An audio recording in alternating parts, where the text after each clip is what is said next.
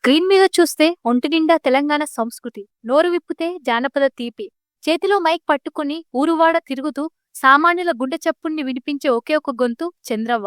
బీ6 on చేస్తే చాలు ఏందవ్వ విశేషాలు అంటూ నవ్వులు పూయించే ఈ రూపాన్ని చూసి అందరూ ఈమెనొక సాధారణ గ్రామీణ మహిళ అనుకుంటారు. కానీ ఈ నవ్వుల వెనుక ఉన్న నిజం తెలిస్తే మీరు ఆశ్చర్యపోతారు. ఈమె సాధారణ గృహిణి కాదు, కూచిపూడి నాట్యంలో పీజీలు చేసిన మహా కళాకారిణి, రంగస్థలం నుండి పీహెచ్డీ స్థాయి దాకా చదువుకున్న ఒక గొప్ప విద్యావంతురాలు. ఆమె అసలు పేరేంటి? ఒక సంగీత ఉపాధ్యాయుడి ఇంట్లో పుట్టిన చిన్నారి తెలంగాణ ఇంటిని డార్లింగ్ గా ఎలా మారింది? ఈ స్థానానికి రావడం వెనుక ఆమె పడిన కన్నీళ్లు, అనుభవించిన కష్టాలేంటి? నేడు ఆమె సంపాదన ఎంత? ఆమె ఆస్తుల విలువెంత? నవ్వుల ముసుగు వెనుక ఉన్న ఒక శ్రమజీవి వీరగాథ బీ6 చంద్రవ్వ అలియాస్ Sujatha Dikshit real life biography ఈ రోజు ఈ ప్రత్యేక వీడియోలో చూద్దాం. సో వీడియో స్కిప్ చేయకుండా చివరి వరకు చూడండి. Welcome to interesting facts Telugu. తెలంగాణలోని మెదక్ జిల్లా సంగారెడ్డి పట్టణం కళలకు జానపదాలకు పురిటిగడ్డ అయిన ఈ నేలపై సుజాత జూలై 10న జన్మించారు. సుజాత తండ్రి రామస్వామి గారు. ఆయన సంగారెడ్డిలోని బాలికల ఉన్నత పాఠశాలలో సంగీతోపాధ్యాయుడిగా పనిచేసేవారు. ఇంట్లో ఎప్పుడూ స్వరం, తాళం, సప్తస్వరాల శబ్దం మారుమోగుతూ ఉండేది. ఇక అమ్మ లక్ష్మి గారు ఒక స్వచ్ఛమైన గృహిణి. సుజాత కుటుంబంలో 5గురు సంతానంలో ఈమె ఒకరు. 3 అన్నయ్యలు, ఒక అక్క మధ్య పెరిగిన చిన్న పాప సుజాత. తండ్రి ఉపాధ్యాయుడు కావడంతో ఇంట్లో క్రమశిక్షణ, కళల పట్ల ఆరాధన చిన్నతనం నుండే వంట పట్టాయి. 4 ఏళ్ల వయసులోనే, అంటే పిల్లలు సరిగ్గా మాటలు కూడా మాట్లాడని వయసులోనే తండ్రి ప్రోత్సాహంతో సుజాత కాళ్లకు గజ్జలు కట్టారు. కూచిపూడి నాట్యంలో శిక్షణ ప్రారంభమైంది. పాఠశాల చదువుతో పాటు ఉదయం నాట్యం, సాయంత్రం సంగీతం అభ్యసిస్తూ పెరిగింది సుజాత.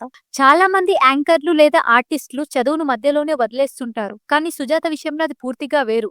సుజాత గారు తన పాఠశాల చదువును సికింద్రాబాద్లోని వెస్లీ బాలికల ఉన్నత పాఠశాలలో 10వ తరగతి వరకు చదివారు. ఇంకా ఇంటర్మీడియట్ తార్నాకల్లోని రైల్వే జూనియర్ కళాశాలలో చదువుకున్నారు.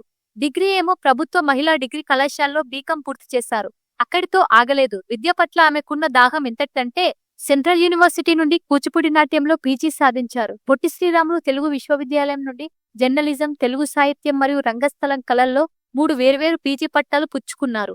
మెదక్ జిల్లా జానపద కళారూపాలు అనే అంశంపై పీహెచ్డీ పరిశోధన కూడా చేశారు.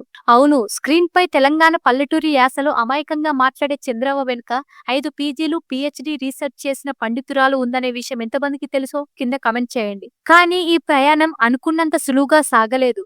జన విజ్ఞాన సమితి ఆధ్వర్యంలో అక్షరకళ యాత్ర పేరుతో మెదక్, నిజామాబాద్ జిల్లాల పల్లె పల్లెకు తిరుగుతూ వీధి నాటకాలు, గొల్లసుద్దులు ప్రదర్శించారు సుజాత.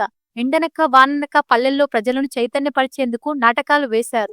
రవీంద్ర భారతి వేదికపై భరత విలాపంతో సీతగా, మహాత్మా జ్యోతిరావు పూలేలో సావిత్రిబాయి పూలేగా ఆమె చేసిన పాత్రలు రసజ్ఞుల మెప్పు పొందాయి.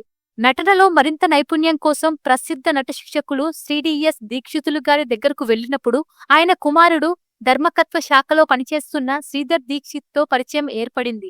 ఆ పరిచయం కాస్త ప్రేమగా మారింది. ఇరు కుటుంబాల సమ్మితితో వీరి వివాహం ఘనంగా జరిగింది. వీరికి శ్రీశ్రీ అనే బాబు కూడా ఉన్నాడు. భర్త శ్రీధర్ అందించిన ప్రోత్సాహం, అత్తమామల మద్దతుతో పెళ్లయ్యాక కూడా సుజాత తన కళారంగాన్ని వదల్లేదు. హైదరాబాద్ సెంట్రల్ యూనివర్సిటీలో చదువుతున్నప్పుడు ఒక సాంస్కృతిక కార్యక్రమంలో సాంప్రదాయ దుస్తులు ధరించి పాట పాడిన సుజాతను చూసి ఒక ఛానల్ నిర్వాహకులు యాంకరింగ్ అవకాశం ఇచ్చారు. అక్కడి నుండి మొదలైన బుల్లితెర ప్రయాణం నాన్ స్టాప్ గా సాగింది. ఈటీవీ 2లో మీ ఇంటి వంట, సఖి, తెలుగు వెలుగు, లక్కీ లేడీ, లవ్లీ శారీ వంటి ఎన్నో విజయవంతమైన కార్యక్రమాలకు వ్యాఖ్యాతగా వ్యవహరించారు. దూరదర్శన్ యాదగిరిలో ఆమె నిర్వహించిన ఆలాపన అనే డైలీ ప్రోగ్రాం ఏకంగా 340 ఎపిసోడ్లు పూర్తి చేసుకుని మిరాకిల్స్ వరల్డ్ రికార్డ్ సాధించింది.